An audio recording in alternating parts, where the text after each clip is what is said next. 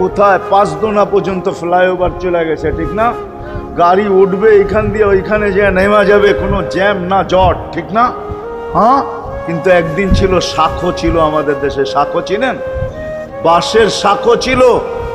আল্লাহর রসুল বুঝাইতে চাইতেছে একটা সময় আসবে আমার উম্মত বাঁশের শাখো, কেউ যদি বাঁশের শাখো থেকে স্লিপ খায় বা গাছে উঠা যদি গাছের থেকে পড়ে যেতে চায় তো ডাল দইরা যেরকম লটকায়া থাকে, শাখর থেকে পড়তে যায় শাখর উপরের বাঁশ দইরা যেরকম লটকায়া থাকে। আল্লাহর রসুল আমাদেরকে সুযোগ দিছেন একটা সময় আসবে উম্মত আমার একটা সুন্নত দইরেও যদি মউত পর্যন্ত লটকায়া থাকতে পারো তাইলে তোমাকে 100 শহীদের সওয়াব দেওয়া হবে। মান তামাসসাকা বিসুন্নতি মান তামাসসাকা বিসুন্নতি ইনদা ফাসাদি উম্মতি।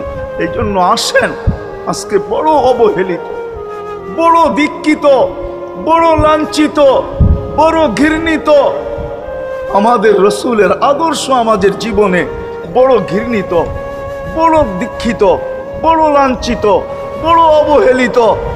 সর্বক্ষেত্রে দেখেন, বিয়া দেখেন আর শাদী দেখেন, হয় হয় পোশাক দেখেন আর আশাক দেখেন, সর্বক্ষেত্রে নবীর আদর্শকে আমরা পিছে ছেড়া দিছি।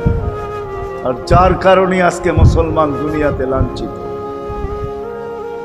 যার কারণে আমরা ঘরে লাঞ্ছিত, ঘরের ভিতরে কোনো মিল নাই, মহব্বত নাই। বহুত ঘর পাওয়া যাবে স্বামী এক খাটে স্ত্রী আর এক খাটে, বহুত ঘর পাওয়া যাবে।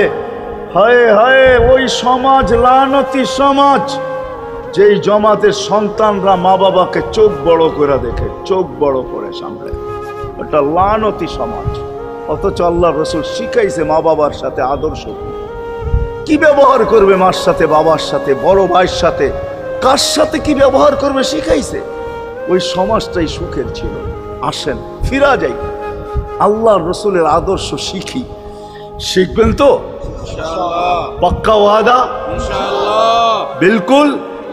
কিন্তু একটা প্রশ্ন হলো, আল্লাহ রসুলের আদর্শ শিখবো তো শিখবো কোত্থেকা, পাবো তো পাবো কোথায়, ঠিক না? প্রশ্ন হয় না? হয় না? উনি তো দুনিয়াতে নাই, কোত্থেকে ওনাকে পাবো, কোত্থেকে শিখবো?